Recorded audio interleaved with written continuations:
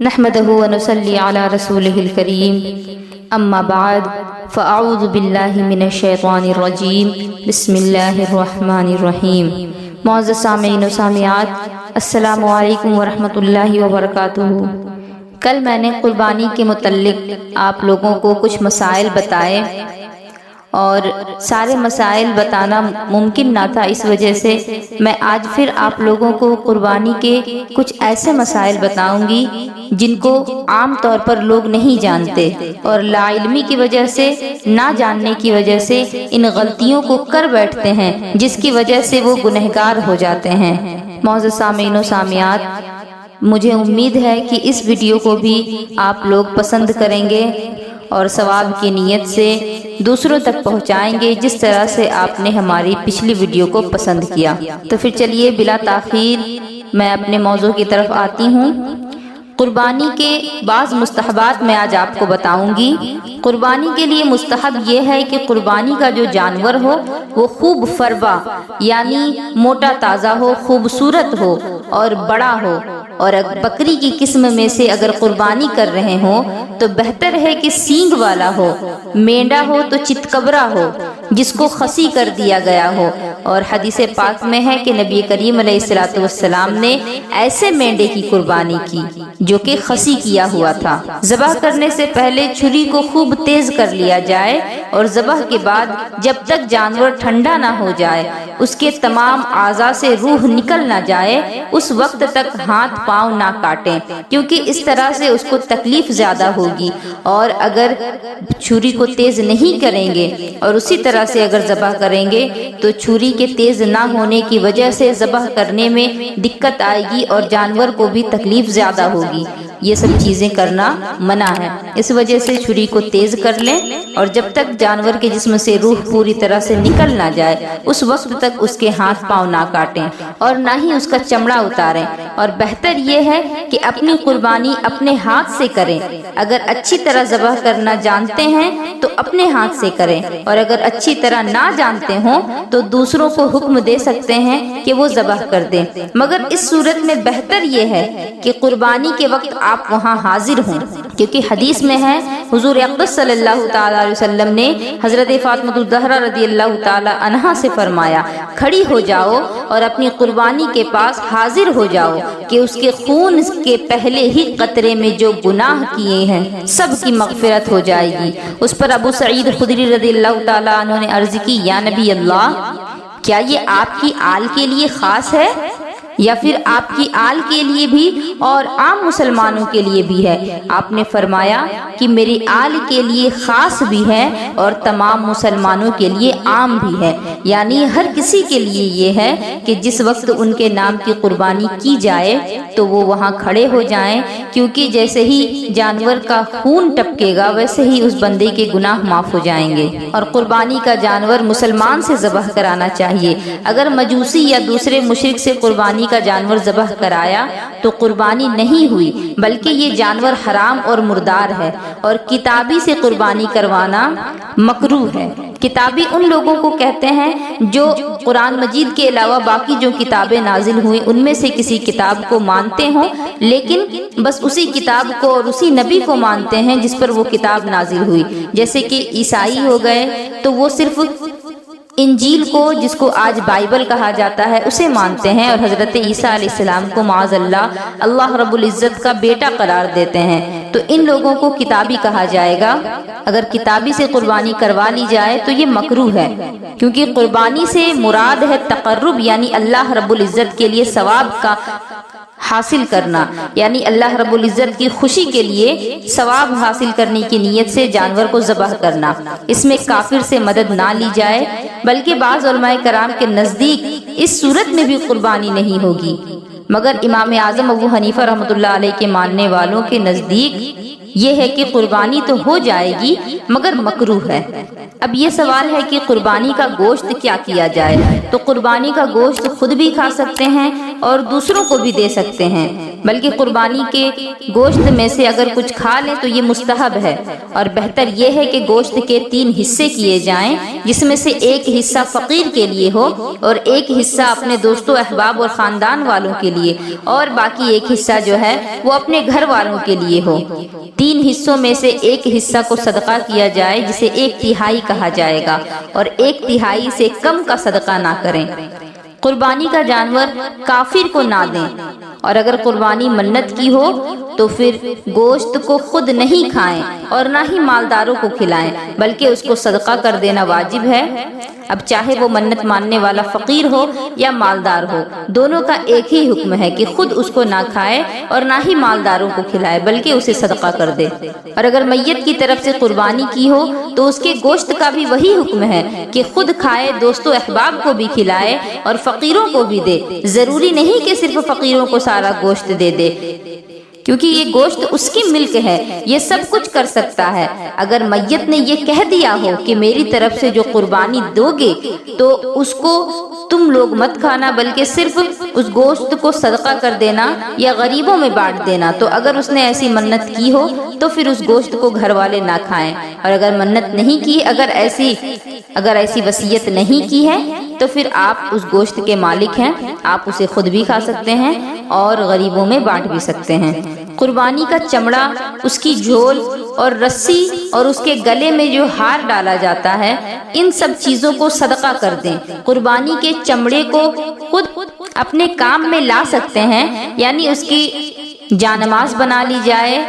یا تھیلی یا مشکیزہ یا دسترخوان وغیرہ بنا لیا جائے، یا کتابوں کی جلد لگا لی جائے، یہ سب چیزیں اس سے کرنا جائز ہے۔ اور اگر اس سے ڈول بنا لیا ہو تو پھر اس ڈول سے اگر لوگ فائدہ حاصل کر رہے ہوں تو اس پر اجرت نہ لے، اور اگر اجرت لیتا بھی ہو تو اس اجرت کو غریبوں میں صدقہ کر دے، اسے خود کے لیے استعمال نہ کرے۔ اگر قربانی کی کھال کو روپیے کے بدلے میں بیچا، مگر اس لیے نہیں کہ اس سے خود کو استعمال کرنے کے لیے بیچا ہو یا اپنے بال بچوں کے لیے استعمال کے لیے بیچا ہو، بلکہ اس لیے کہ اس مال کو وہ صدقہ کر دے گا، جیسا کہ آج کل اکثر لوگ کھال وغیرہ مدرسوں میں دے دیا کرتے ہیں،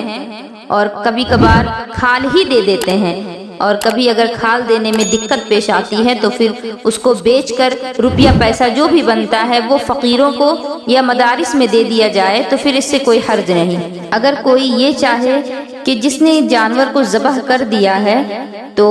جانور کا چمڑا یا گوشت وغیرہ اس قصائی کو دے دیا جائے اجرت کے طور پر، تو ایسا کرنا جائز نہیں، بلکہ اسے اس کی اجرت پیسوں کے طور پر دی جائے۔ اگر اس گوشت کے بدلے میں اسے اجرت دی جاتی ہے تو پھر یہ بھی بیچنے کے ہی مطابق ہوگا، لہٰذا یہ کرنا جائز نہیں۔ اور اگر قصاب کو دیا، قصائی کو دیا، لیکن اجرت کے طور پر نہیں دیا، بلکہ جس طرح سے دوسرے مسلمانوں کو دیتا ہے اس نیت سے دیا، اور اس کے بعد اسے اجرت اپنی طرف سے دے رہا ہے، تو پھر یہ جائز ہے۔ اب کچھ ضروری ایسے مسائل جن کو آج کل کے لوگ نہیں جانتے، جیسے ذبح سے پہلے قربانی کے جانور کے بال اپنے کسی کام کے لیے کاٹ لینا یا اس کا دودھ دوہنا، یہ مکروہ اور ممنوع ہے، اور قربانی کے جانور پر سوار ہونا یا اس پر کوئی چیز لادنا یا اس کو اجرت پر دینا، غرض اس سے منافع حاصل کرنا یعنی اس سے فائدہ حاصل کرنا اپنی ذات کے لیے، تو یہ منع ہے۔ اگر اس نے اون کاٹ لی یا دودھ دوہ لیا تو اسے صدقہ کر دے، اور اجرت پر جانور کو دیا ہے تو اجرت کی جو رقم ملے وہ اسے بھی صدقہ کر دے۔ اگر خود سوار ہوا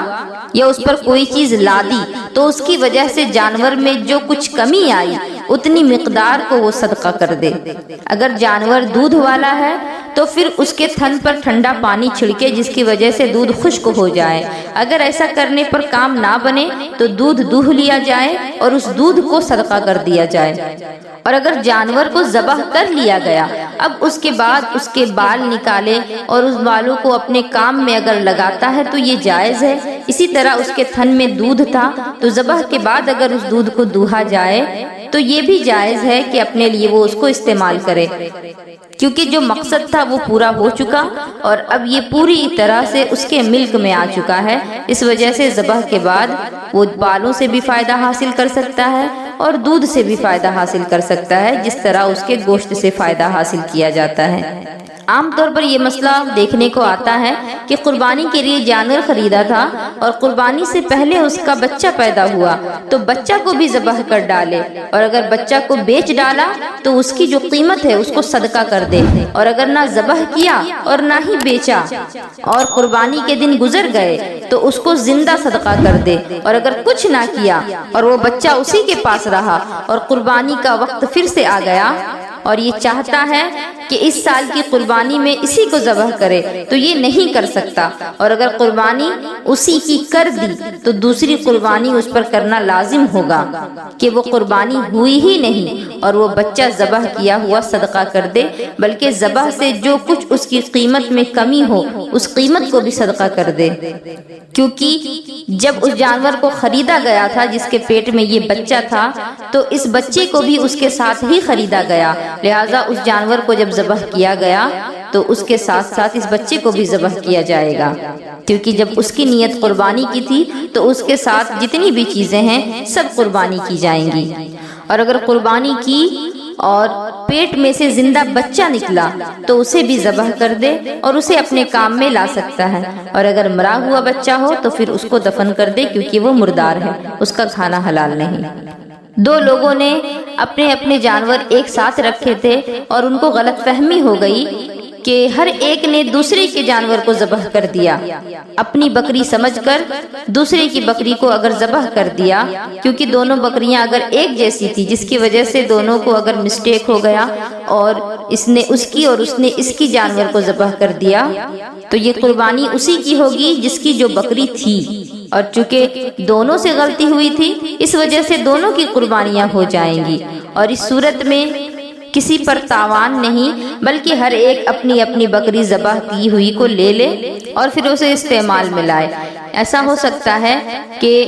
جب جانور ذبح ہو چکا اس کے بعد جب بکری صاف ہو گئی اس کے بعد معلوم چلا کہ یہ میری نہیں بلکہ فلاں کی ہے تو یہ قربانی اسی کی جانب سے ہوگی جس کی جو بکری تھی، اور اگر اس وقت معلوم ہوا جبکہ دونوں نے بکریوں کو استعمال میں لے آئے، یعنی بکریوں کو ذبح کرنے کے بعد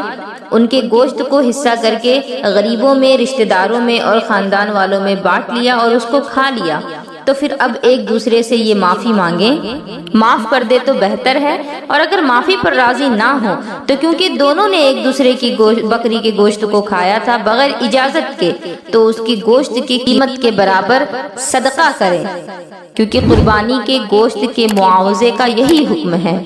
اب اگر کسی نے کسی کی بکری کو غصب کر لیا یعنی چرا لیا اور اس کی قربانی کر لی، اگر مالک نے زندہ بکری کا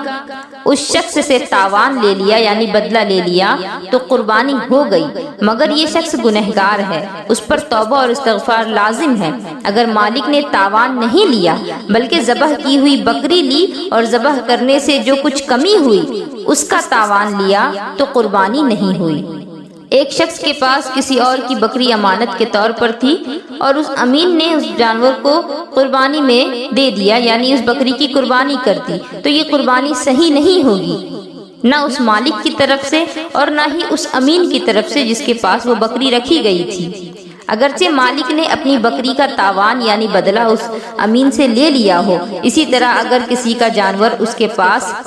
عاریت یا اجرت کے طور پر ہو یعنی کسی کو رکھنے کو دیا گیا ہو، اس نے قربانی کر دیا تو یہ قربانی جائز نہیں، کیونکہ یہ ایک طرح سے امانت میں خیانت بھی ہے اور جو کہ اسلام میں اس کی اجازت نہیں دی جاتی۔ اپنی طرف سے اور اپنے بچوں کی طرف سے گائے کی قربانی کی،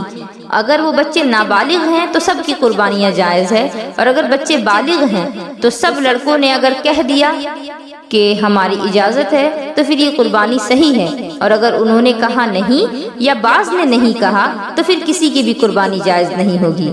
قربانی کرتے وقت یہ خیال رکھیں کہ جس جانور کی آپ قربانی کر رہے ہیں اس کی بے حرمتی نہ کریں، اس کی بے عزتی نہ کریں، اور کیونکہ اکثر دیکھا گیا ہے کہ ذبح کے وقت جب جانور نہیں لیٹتا تو لوگ اس کے ساتھ زور زبردستی کرتے ہیں، اس کے ہاتھ پیر کو موڑنا توڑنا شروع کر دیتے ہیں اور اس کی گردن کو بھی موڑتے ہیں۔ اس طرح کرنے سے وہ جانور خوف زدہ ہوگا اور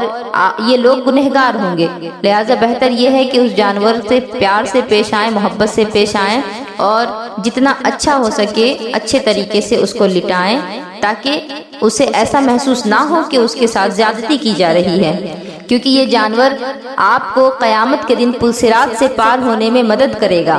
تو آپ کو بھی چاہیے کہ آپ اس کی قدر کریں، اس کی عزت کریں۔ عام طور پر یہ چیز دیکھنے میں آتی ہے کہ گھر کے جو لوگ ہیں، جو بڑے لوگ ہیں، وہ لوگ قربانی اکثر اپنے نام پر کیا کرتے ہیں، اور جو گھر کے دوسرے افراد ہیں وہ یہ خیال کرتے ہیں کہ یہ بس اپنے نام پر قربانی کرتے ہیں، یہ ہمارے نام پر قربانی نہیں کرتے۔ تو اگر آپ کے پاس اتنا مال ہے کہ آپ قربانی کا جانور خرید سکتے ہیں اور آپ صاحب نصاب ہیں، تو آپ کو بھی قربانی کرنا لازم ہے۔ آپ اپنے مال سے اپنے لیے جانور خریدیں اور قربانی کریں، اور اگر آپ کے پاس اتنا مال نہیں تو پھر آپ کے گھر کا جو مالک ہے وہ آپ کے نام پر قربانی کر سکتا ہے۔ اور اگر ایک ہی شخص بار بار اپنے نام پر قربانی کرتا ہے تو اس کی بھی اجازت ہے، یہ منع نہیں، مکروہ نہیں، کیونکہ نبی کریم علیہ الصلوۃ والسلام نے ایک مرتبہ ایام نحر کے موقع پر 100 اونٹوں کو نحر کیا، یعنی 100 اونٹوں کی قربانی کی۔ اس سے پتہ چلتا ہے کہ اگر کوئی شخص چاہے تو اپنے نام پر 100 جانوروں کی بھی قربانی کروا سکتا ہے، یا اس سے زائد کی بھی کروا سکتا ہے، لیکن کم از کم ایک مرتبہ کروانا یہ لازم ہے۔ اور اگر ہر سال صاحب نصاب ہے تو پھر ہر سال قربانی کروانی واجب ہے۔ گھر کے لوگ اگر اس کے زیرے دست ہیں تو پھر اسے چاہیے کہ اپنے گھر والوں کا بھی خیال کرے اور ان کے نام پر بھی قربانی کرے۔ اور اگر والدین وفات پا چکے ہیں اور ان کے نام پر قربانی کرنا چاہیں تو یہ بھی جائز ہے، اور یہ بھی جائز ہے کہ ان کے نام پر جو قربانی کی جائے اس گوشت کو وہ صدقہ بھی کر سکتے ہیں، اپنے گھر کے استعمال کے لیے بھی رکھ سکتے ہیں۔ جس طرح سے عام گوشت جو ہوتا ہے قربانی کا، اس کا جو حکم ہے وہی حکم اس کا بھی ہے۔ اگر کسی نے قربانی کے لیے جانور خریدا، یعنی گائے خریدی، اور پھر 6 لوگوں کو شریک کر لیا تو سب کی قربانیاں ہو جائیں گی، مگر ایسا کرنا ممنوع ہے، مکروہ ہے۔ ہاں اگر خریدنے ہی کے وقت اس کا یہ ارادہ تھا کہ اس میں دوسروں کو بھی شریک کروں گا تو پھر یہ مکروہ نہیں، اور اگر خریدنے سے پہلے شرکت کی کوئی نیت نہیں تھی تو پھر یہ مکروہ ہے۔ اور اگر خریدنے سے پہلے ہی لوگوں کو شریک بنا لیا ہے تو یہ طریقہ سب سے بہتر ہے۔ اگر غیر مالک نصاب نے قربانی کے لیے گائے خریدی، یعنی کوئی ایسا شخص جس پر صدقہ فطر لازم نہیں ہوتا، اگر وہ شخص اس نے اگر گائے خرید لی تو خریدنے سے ہی اس پر قربانی واجب ہو گئی، اب وہ دوسرے کو شریک نہیں کر سکتا، کیونکہ وہ غیر صاحب نصاب تھا، اس پر قربانی فرض نہیں تھی، اس نے یہ خود پر اپنے مرضی سے عائد کی ہے۔ اور جب بندے اپنے اوپر خود سختیاں کرتے ہیں تو پھر اللہ رب العزت اس میں گنجائش نہیں دیتا۔ جو شخص مالک نصاب ہے، یعنی جس پر قربانی واجب ہے، اگر اس نے قربانی کرنے کی منت مانی ہے تو اس پر اب 2 قربانیاں واجب ہو گئیں، ایک تو وہ جو اس پر اللہ رب العزت نے واجب کی ہے، اور ایک وہ جو اس نے منت کے طور پر اپنے اوپر واجب کر لی ہے۔ اب اگر 2 یا 2 سے زیادہ منتوں کی نیت کر لی ہے، قربانی کی منت مان لی ہے، تو جتنی قربانیوں کی اس نے منت مانی ہے ان سب کو کرنا اس پر واجب ہے۔ اگر کوئی شخص ایک سے زیادہ قربانی کرے اپنے نام پر تو یہ سب کے سب جائز ہیں، ایک تو واجب ادا ہو جائے گا اور باقی جو ہوں گے تو وہ نوافل میں شمار کیے جائیں گے۔ اور اگر ایک پوری گائے اپنی طرف سے قربانی کرے تو یہ پوری گائے جو ہے یہ واجب ہی ادا ہوگی، یہ نہیں کہ ایک حصہ واجب کا ہوگا اور باقی نفل، بلکہ یہ ایک مکمل گائے جو ہے یہ اس کی طرف سے واجب ہی ہوگی۔ اگر الگ الگ جانور ہیں تو ایک جانور واجب کے لیے ہوگا اور باقی جانور کو نوافل میں شمار کیا جائے گا۔ قربانی کے مسائل تو آپ لوگوں نے جان لیے، اب مختصر طور پر میں اس کا طریقہ بیان کر دوں تاکہ عام لوگوں کے لیے آسانی ہو جائے، جو لوگ نہیں جانتے ان کو اس کا علم ہو جائے۔ قربانی کا جانور ان شرطوں کے موافق ہو جو میں نے بیان کیا، یعنی اس کی عمر جو بتائی گئی، اور عیوب سے اس کا پاک ہونا جن کی وجہ سے قربانی ناجائز ہوتی ہے، اور بہتر یہ ہے کہ وہ عمدہ ہو، فربا ہو، یعنی کمزور نہ ہو، وہ ہٹا کٹا ہو۔ قربانی سے پہلے اسے چارہ پانی دے دیں، یعنی بھوکا پیاسا ذبح نہ کریں، اور ایک کے سامنے دوسرے جانور کو ذبح نہ کریں، اور پہلے سے چھری تیز کر کے رکھ لے، جانور کے سامنے چھری کو تیز نہ کریں، اور جانور کو بائیں پہلو پر اس طرح لٹائیں کہ قبلہ اس کے منہ کو ہو، اور اپنا داہنا پاؤں اس کے پہلو پر رکھ کر تیز چھری سے جلد ذبح کر دیا جائے، اور ذبح سے پہلے یہ دعا پڑھی جائے: انی وجہت وجہی للذی فطر السماوات والارض حنیفا وما انا من المشرکین ان صلاتی ونسکی ومحیای ومماتی للہ رب العالمین لا شریک لہ وبذالک امرت وانا من المسلمین اللہم لک ومنک بسم اللہ اللہ اکبر۔ اسے پڑھ کر ذبح کر دیں، اور قربانی اگر اپنی طرف سے ہو تو پھر یہ دعا پڑھیں: اللہم تقبل منی کما تقبلت من خلیلک ابراہیم علیہ السلام وحبیبک محمد صلی اللہ علیہ وسلم۔ اس طرح ذبح کریں کہ چاروں رگیں کٹ جائیں، یا کم سے کم 3 رگیں کٹ جائیں، اس سے زیادہ نہ کاٹیں کہ چھری گردن کے مہرہ تک پہنچ جائے،